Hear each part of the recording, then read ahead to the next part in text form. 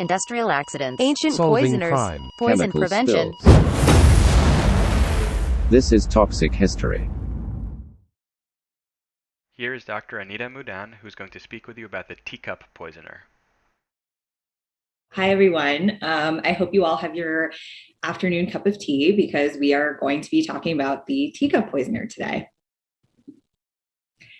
So the year is 1947. The post-World War II United Kingdom is continuing to evolve with changes throughout the empire. August saw India and Pakistan gain independence from British rule. In September, Cambridge University voted to allow women to become full-time students for the first time. And in November, Princess Elizabeth married Duke Philip in a ceremony which was watched by over 400,000 viewers on television. And fun fact, is the oldest surviving televised event in the UK. On September 7th, 1947, in the northwest London suburb of Neasden, Graham Young was born. His mother sadly passed away just before he turned 4 months old, and he was sent to live with his aunt and uncle who lived in the same town. His father and his older sister regularly visited him on weekends, and when he was 3, his father remarried and he went back to live with them. Graham was noted by many to have a very poor relationship with his stepmother, which caused him to become very withdrawn and isolated. In school, he was socially isolated, but excelled in certain subjects, notably chemistry. His father even gifted him a chemistry set when he was in his early teens. He liked to read in his spare time and focused on the topics of crime, murder by poisoning, medicine, the occult, and Nazis, which should have raised suspicions by a lot of the people around him. He also took to collecting old discarded medication bottles from local pharmacies, as well as stealing chemicals and poisons from his school's chemistry lab. Starting in early 1961, the already fraught relationship Graham had with his stepmother continued to worsen. He began trying to lay curses on her, but they did not appear to work, so he was forced to find alternative means. In April of 1961, he purchased about 25 grams of antimony sodium tartrate from the local pharmacy and hid it in his room. His stepmother found it and reported it to the local pharmacist. Subsequently, he began collecting additional poisons, but decided to hide them outside of the home. He managed to collect atropine, digitalis, aconite, and thallium acetate from various pharmacies and his school. He then began experimenting on those around him. So in May of 1961, Graham started poisoning his school classmate, Christopher Williams, with antimony. He would poison his own sandwiches with about 100 to 200 milligrams of antimony, and then share them with Christopher at school. Christopher started to get severe nausea, vomiting, and abdominal pain, which were evaluated and repeatedly attributed to gastroenteritis. When his parents kept him home from school, his symptoms would improve, but then whenever he returned to school, his symptoms would return. Graham's next subject was his older sister, Winifred. In November of 1961, he started poisoning her with belladonna. One morning, he added 50 milligrams to her tea, and by the time she arrived at work, she was behaving very strangely, and her coworkers took her to the local hospital. She was correctly diagnosed with atropine poisoning there, and while Graham was suspected, his involvement was not confirmed at the time. However, Graham's main target during this time was his stepmother, Molly Young. In early 1961, he started slipping small amounts of antimony sodium tartrate into her food, resulting in recurrent bouts of nausea, vomiting, and abdominal pain. He continued administering these small doses to her over the next year, and despite multiple visits to her doctor, as well as the hospital, poisoning was never diagnosed or suspected. On April 20th, 1962, he put 1,300 milligrams of thallium acetate in her dinner. The following morning, she woke up with extreme with neck stiffness and severe paresthesias in her extremities. That afternoon, she was found collapsed on the ground in excruciating pain and was rushed emergently to the hospital. Unfortunately, she died later that evening. After a post-mortem examination, her death was attributed to complications from a car accident she sustained a few years prior. Thallium was not screened for or even suspected, and it was only revealed later when Graham confessed to her poisoning.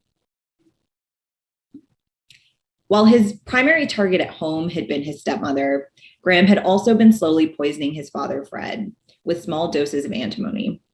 He escalated his dosing amount and frequency after the death of his stepmother in 1962. Fred ultimately went to the hospital and was correctly diagnosed with irritant poisoning, either due to arsenic or antimony, the latter of which was confirmed. With multiple family members becoming sequentially ill, there were growing suspicions regarding Graham from both the teachers and the staff at his school. On May 22nd, 1972, a psychiatrist went to his school to evaluate him, posing as a member of the Child Guidance Unit. During this evaluation, Graham started talking at length about his extensive knowledge of poisons. He was arrested at school the following day and found to have antimony in his pockets. At the police station, he immediately confessed to poisoning his father with the antimony, but didn't confess to any other poisonings. He was put on trial on July 5th, 1962, and charged with the attempted murder of his father, sister, and his classmate, Christopher Williams. He pled guilty to all charges. He was sentenced to be institutionalized at the Broadmoor Institute for the Criminally Insane for a period of 15 years. The Broadmoor Institute for the Criminally Insane was founded in 1863. It rapidly filled up and led to the subsequent construction of a branch asylum in 1912. During World War I, parts of it were actually used as a prisoner of war camp for mentally ill German soldiers. Graham Young was the third youngest inmate to be institutionalized at Broadmoor. Initially, he had a really difficult time adjusting and eventually realized that he would have to appear to be cured of his psychopathic obsession with poisoning in order to gain an early release. Due to his good behavior, Graham was actually given the responsibility of preparing tea for the staff and the other inmates. He told his fellow inmates that his greatest ambition was to go down in history as a mass poisoner, and that thallium was a perfect choice of poison. During his years at Broadmoor, there were 4 poisoning cases amongst the inmates and staff. Graham later confessed to poisoning one inmate with cyanide, and although he was suspected of involvement in the other 3 cases, they were never confirmed. In the fall of 1970, he was recommended for early release by the medical superintendent, Dr. Patrick McGrath, and psychiatrist, Dr. Edgar Udwin, who deemed that he was no longer obsessed with poisoning and was no longer a danger to others. Interestingly, around that time, he was reported to have told a nurse at Broadmoor that, quote, "When I get out, I'm going to kill one person for every year I've spent in this place." Nevertheless, 5 days later, on February 8th, 1971, he was officially released from Broadmoor. After his release, Graham went on to a government training center in Slough to train to become a shopkeeper. While in training, he posed as a student of nearby Bedford College and was able to purchase antimony from a chemist in London in April of 1971. He used the same ruse to also purchase thallium. He went on to poison a fellow trainee, Trevor Sparks, with antimony, and while Trevor became extremely ill, he did ultimately survive and left Slough for another part of the UK. In May of 1971, Graham accepted a job at a firm owned by John Hadland, which specialized in making optical lenses and photography equipment. This was one of the few companies that legitimately used thallium in their manufacturing, which is one of the reasons it was appealing to Graham. Bob Eagle was the head storeman at the Hadland firm. On June 3rd, 1971, he received his first dose of antimony in his morning cup of tea. He then went on to get regularly dosed with antimony in either his morning or afternoon tea, resulting in recurrent episodes of nausea, vomiting, and diarrhea. His wife took him away on vacation for a week at the end of June, and while he was away, his symptoms rapidly improved. When he returned to work after vacation, Graham administered a fatal dose of thallium acetate in his tea. The following day, he developed paresthesias and severe pain. He was admitted to the ICU on July 1st, 1971, and died 6 days later. His postmortem stated his cause of death was a combination of pneumonia and Guillain-Barré. Ron Hewitt and Diana Smart were both Graham's direct coworkers at Hadlands. He regularly dosed both of them with antimony in their tea, but only enough to cause recurrent bouts of GI upset during the week, with rapid improvement in symptoms on the weekends. Ron Hewitt eventually left Hadlands and moved elsewhere. Diana Smart, however, continued to work at Hadlands and was subjected to repeated small doses of antimony. Following the death of Bob Eagle, Graham restricted his poisoning for several months, only giving those small intermittent doses of antimony to Ron Hewitt and Diana Smart. However, after a few-month hiatus, he returned to regular dosing at work in the fall of 1971. David Tilson started receiving doses of thallium acetate in his tea on October 8, 1971. He only drank a small amount of that first cup, resulting in only paresthesias. The following week, he received his second dose on October 15th, and 5 days later was admitted to the hospital for severe paresthesias. His hair began falling out shortly afterwards, and he was readmitted to the hospital for a week in November, but ultimately survived. Jethro Batt lived a little bit further away from Hadlands and would often work late to avoid traffic, so he would have a cup of coffee in the evenings before driving home. On October 15th, the same day David Tilson was given his second dose of thallium, Jethro was given a small dose of thallium acetate in his coffee. He only had a small sip due to it tasting overly sweet, so he received a sublethal dose. Nonetheless, he developed severe pain, paresthesias, delirium, and lost his hair, but ultimately he did survive.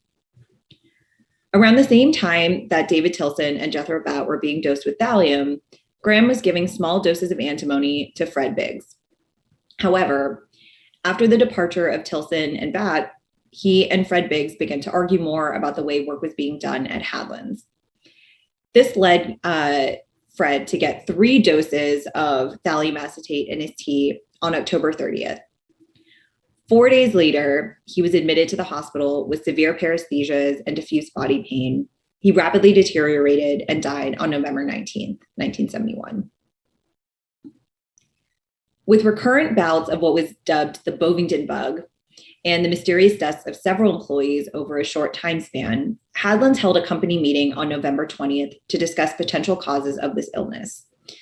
The 3 leading theories at the time were radioactivity, a contaminated water supply, or a viral infection.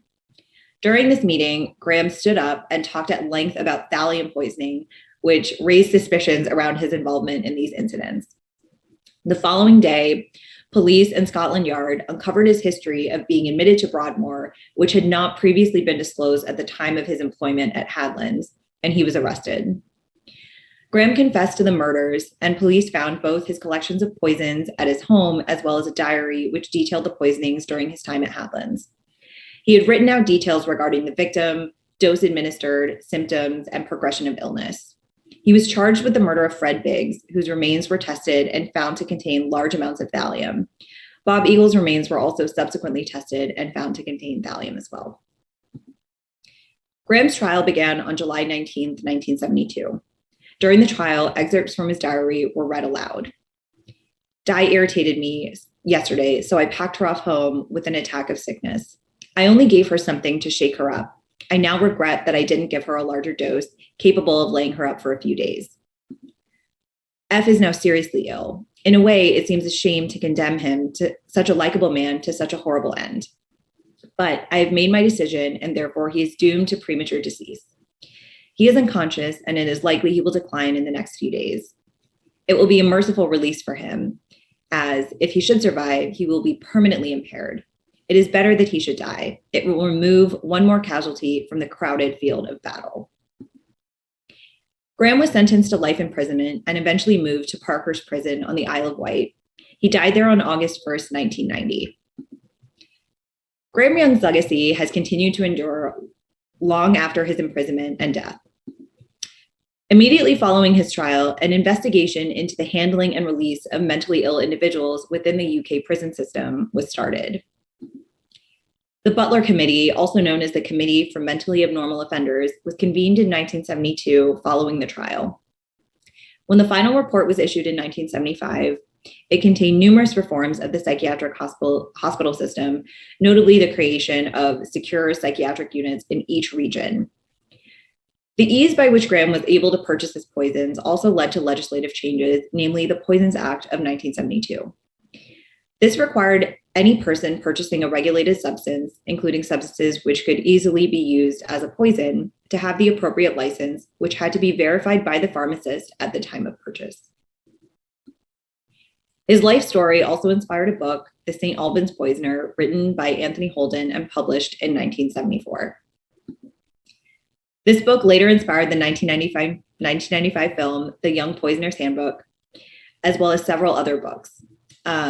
His sister, Winifred, actually wrote a book that chronicled her experience of growing up with Graham and being one of his first poisoning victims. Unfortunately, he has also gone on to inspire more generations of poisoners with his methods. In 2005, a Japanese girl was convicted of poisoning her mother with thallium. She admitted to being inspired by Graham Young's journal and even created her own version of a poisoning diary, which chronicled her slow poisoning of her mother. Thus, the Teacup Poisoner's legacy continues to endure to this day. That's it. I'm happy to take any questions.